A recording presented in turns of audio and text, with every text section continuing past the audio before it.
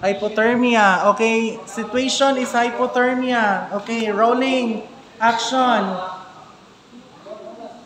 Hello, honey? Oh, it's cold here. The aircon is full. Are you okay? You're chilling. You're very cold. I take clothes with you. This one your cover. This one for your head. I prepare food for you. Hot soup. Wait for a while. I call the 911 later.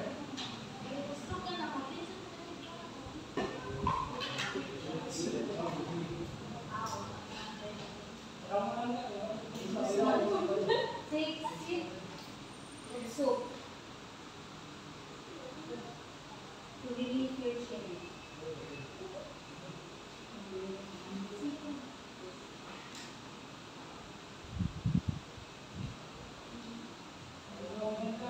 Hello, 911. I have a neighbor have hypothermia. Can you rescue her? Okay, thank you. After 5 minutes? Okay, thank you. Just wait for our rescue. Huh? Are you okay? Are you relieved now? You ate your food? Okay. Mana? Feedback. Patient is, unsa to?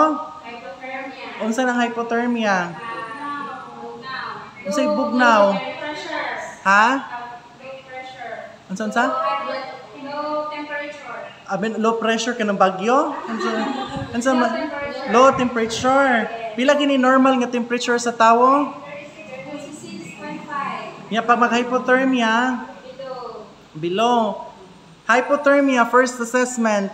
Pag sulod nimo, you've noticed nga ang humidity is cold. But then you allow your patient to stay sa kanang lugar.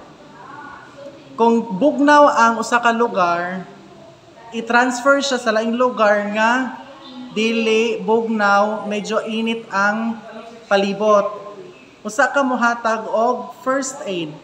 While gahimo kag first aid, automatic call 911 kung sa tan-aw nimo dili nimo siya ma-handle.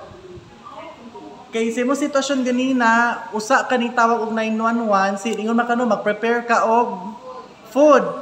Say ang preparation of food, it will takes how many minutes? Ibutang ta, mag-prepare ka og cold meal o hot meal. Don't tell me mahuman siya 5 seconds. So samtang ga-prepare ka, call 911, and then I've noticed you call 911 without the complete information. Wala kaning hatag sa location sa pasyente. Ningon ra ka nga can you rescue? Niya asa mo dapita i-rescuehon? Wala. Okay, next perform.